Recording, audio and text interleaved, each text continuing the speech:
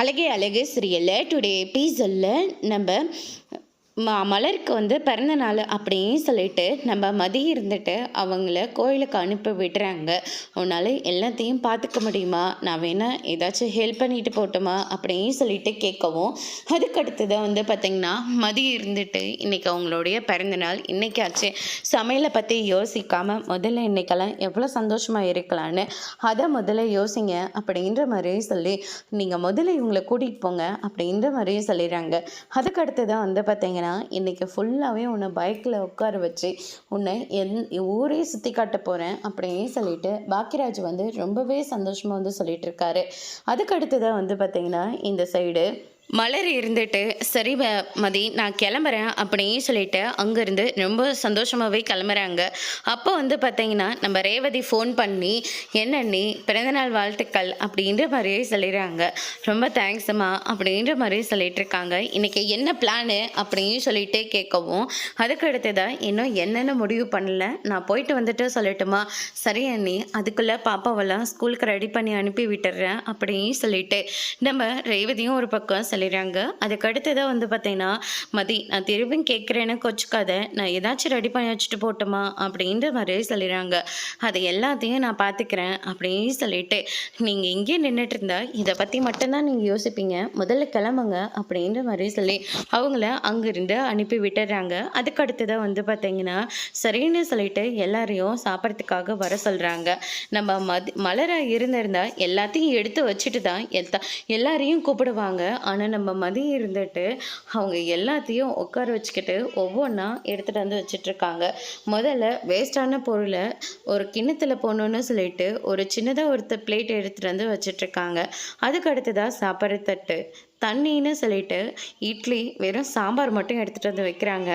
என்ன அப்படி சாஞ்சு நின்றுட்டு போயிட்டு மிச்சம் இருக்கிறதெல்லாம் எடுத்துகிட்டு வா, மிச்சம் என்ன அப்படின்னு சொல்லிட்டு கேட்கவும், சட்னி நிலக்கடலை சட்னி கார சட்னி இப்படி எல்லாத்தையும் எடுத்துகிட்டு வா அப்படின்ற மாதிரியும் சொல்கிறாங்க.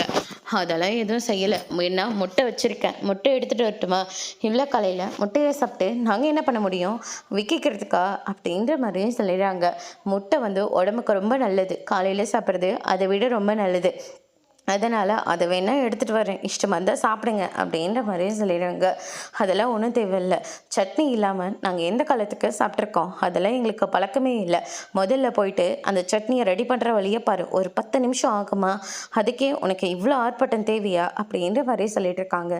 சுரேஷ் வந்து எதுவுமே கண்டுக்காமல் ஜாலியாக சாப்பிட்டுட்டு இருக்காரு. அதுக்கு அடுத்து தான் வந்து பார்த்தீங்கன்னா என்னடா நீ சாப்பிட்டுட்டு இருக்க, உங்கள் அப்பா சட்னி இல்லாமல் என்னைக்கிட்ட சாப்பிட்டுட்டு இருக்காரு, இவளுக்கு அந்த சட்னி செய்கிறதுல இவளுக்கு என்னடா பிரச்சனை அப்படின்னு சொல்லிட்டு கேட்கவும், என்னால் இவ்வளோ தான் செய்ய முடியும், இஷ்டம் இருந்தால் சாப்பிடுங்க அப்படின்ற மாதிரி சொல்லிடுறாங்க. போனா போட்டோன்னு இவ செஞ்சு வச்ச சாம்பாரையும் அதே மாதிரி இட்லியும் நான் சாப்பிட்ணுமா, அப்படி ஒன்று தரங்கிட்டு போகல நான் அப்படின்னு சொல்லிட்டு அவர் அங்கேருந்து கிளம்பி போயிடுறாங்க. உங்கள் அப்பா சாப்பிட்லன்னா நான் எப்படா சாப்பிட முடியும் அப்படின்னு சொல்லிட்டு அந்த அம்மாவும் எழுந்து போயிடுறாங்க. அதுக்கு அடுத்ததான் நம்ம சுரேஷ் இருந்துட்டு எல்லாத்தையும் வீம்புக்காக பண்ணிக்கிட்டு இருக்கியா, நான் என்ன வீம்புக்காக பண்ணேன், உனக்கு விரோதம் இதில் தான் காட்ட முடியுமா, அவங்க வயசானவங்க, அவங்களுக்கு எந்த மாதிரி சாப்பாடோ அதை செஞ்சு கொடுக்கறதுல உனக்கு என்ன பிரச்சனை, ஆமாம் ஹன்னி எங்க, அவளுக்கு பிறந்த நாளா, அந்த மகாராணியை அனுப்பி விட்டுட்டு இந்த மகாராணி போய் சமைக்கிறேன்னு சொன்னா, ஆனால் வெறியும் இந்த சாம்பார் தண்ணி ஆட்டம் இருக்குது, இதை வச்சுட்டு இருக்கா, அதில் எப்படி இந்த இட்லியை சாப்பிட முடியும் அப்படின்ற மாதிரி தீத்துட்டு இருக்காங்க. அதுக்கு அடுத்ததை வந்து பார்த்திங்கன்னா அவங்க சாப்பிட வேணான்னு நான் சொன்னேன்னா அவங்க தான் வேணான்ட்டு போகிறாங்க, போகிறவங்க போயிட்டு போட்டோம் அப்படின்ற மாதிரி நம்ம மதி இருந்துட்டு ரொம்பவே அழகாக சொல்லிவிட்டு அவங்க வச்சுட்டு போன அந்த தட்டை எல்லாத்தையும் எடுத்து வச்சிட்ருக்காங்க. அதுக்கு அடுத்ததான் வந்து பார்த்திங்கன்னா சுரேஷும் ஒரு அளவுக்கு ரொம்பவே கோவப்படுறாரு. அதுக்கடுத்து தான் இந்த சைடு லக்ஷ்மி வந்து ரொம்பவே கோவத்தோடு வெளியில் உட்காந்துக்கிட்டு இருக்காங்க. அப்போ நம்ம பாக்கியராஜும் நம்ம மலரும் ரொம்பவே சந்தோஷமாக வந்துட்டுருக்காங்க. அவங்கள பார்த்த உடனே பயங்கரமாக முறிச்சிட்ருக்காங்க. நம்ம மலரும் அவங்கள பார்த்தோன்னே பேசுகிறதும் சிரிக்கிறதும் அப்படியே நிப்பாட்டிடுறாங்க. இந்தாங்க அத்தை பிரசாதம் அப்படியே சொல்லிட்டு கொடுக்கவும் அவங்க அமைதியாக இருக்காங்க. என்னாச்சு அத்தை முகலாம் இப்படி இருக்குது, ஏதாவது பிரச்சனையா அப்படின்னு சொல்லிட்டு கேட்கவும், நீ என்னடனா கோயிலில் இருக்கிற சாமி எங்கேயோ ஓடிரும் போல இருக்குன்னு காலங்காத்தாலே கோயிலுக்கு கிளம்பி போயிட்டேன். இவ சாப்பாடை செய்கிறேன்னு சொன்னால் வெறும் தண்ணி சாம்பாரையும் இட்லியும் வச்சுருக்கா. கேட்டால் முட்டையும் அவிச்சு வச்சுருக்கேன்னு சொல்கிறா. இதெல்லாம் நாங்கள் சாப்பிட்டு என்னைக்கு நாங்கள் இந்த மாதிரிலாம் சாப்பிட்ருக்கோம்? உங்கள் மாமாவும் சாப்பிடாம இருக்காரு, அவரும் சாப்பிடாம நம்ம எப்படி சாப்பிட்றதுன்னு நானும் சாப்பிடாம இருக்கேன். ஏற்கனவே நாங்கள் எல்லாருமே உடம்பு சரியில்லாதவங்க. இப்போ பார்த்தியோ என்னாச்சுன்னு. சரிங்க அத்தை, நான் போயிட்டு சட்னி செய்கிறேன் அப்படின்னு சொல்லிட்டு நம்ம மலர் இருந்துட்டு சட்னி செய்கிறேன்னு சொல்லிட்டு வராங்க. ஆனால் நம்ம மதி இருந்துட்டு நீங்கள் இப்படி இடம் கொடுக்கறதுனால தான் அவங்க ஹோட்டல் மாதிரி இஷ்டத்துக்கும் ஆர்டர் பண்ணிகிட்ருக்காங்க. இனிமே இந்த மாதிரியெல்லாம் நீங்கள் செய்யவே கூடாது அப்படின்ற மாதிரி சொல்லி மிரட்டுறாங்க. அதுக்கடுத்து தான் அவங்கள பட்னி இருக்காங்க, ஏற்கனவே உடம்பு சரியில்லாதவங்க, பிபி இருக்குது, சுகரும் இருக்குது அப்படின்ற மாதிரி சொல்கிறாங்க. நீங்கள் ஒன்றும் சாப்பாடே இல்லாமல் போலையே, சாப்பாடு இருக்குல்ல, அதை சாப்பிட்டுட்டு இருக்கட்டும் அப்படின்ற மாதிரியே சொல்லிடுறாங்க. அதுக்கடுத்து தான் இந்த சைடு வந்து பார்த்திங்கன்னா நம்ம ராகவன் வந்து ரொம்பவே மயக்க நிலையில் போகிற மாதிரி இருக்காங்க. லக்ஷ்மி இருந்துட்டு எனக்கு வயிற்றுக்குள்ள ஏதோ கடமுடன்னு சவுண்டு கேட்குற மாதிரி இருக்குது, அது மட்டும் இல்லைங்க தலை சுத்த மாதிரி இருக்குது, எனக்கு என்ன பண்ணுறதுனே தெரியலங்க அப்படின்ற மாதிரி ஒரு பக்கம் சொல்லிட்டு இருக்காங்க. அதுக்கடுத்து தான் இந்த சைடு நம்ம ராகவன் இருந்துட்டு கை காலெல்லாம் நடுங்குது, மயக்க வர மாதிரி இருக்குது, ரொம்ப படபடப்பாக இருக்குது, பாக்கியராஜா வர சொல்லு அப்படின்ற மாதிரி சொல்கிறாங்க. சட்னி செய்கிற போகிறேன்னு சொல்ல, உன் பொண்டாட்டையும் ஆளக்கணும், அவள் வெறும் சாம்பாரை வச்சுட்டு அவளும் வெளியே கிளம்பி போக போகிறான். நாங்கள் எங்கள் உடம்பு சரியில்லாமல் சாகணுமா, போயிட்டு கடையிலையாச்சும் இட்லி வாங்கிட்டு வாடா அப்படின்ற மாதிரி சொல்லிடுறாங்க. எப்படியும் நான் வீட்டுக்கு வரதுக்கே 1/2 மணி நேரம் ஆகிடும், இங்கேருந்து போகிறதுக்கு 1/4 மணி நேரம், அதை வாங்குறதுக்கு ஒரு 1/4 மணி நேரம், இங்கே வர்றதுக்கு ஒரு 1/4 மணி நேரம், ஆக மொத்தம் 3/4 மணி நேரம் ஆகிடும்.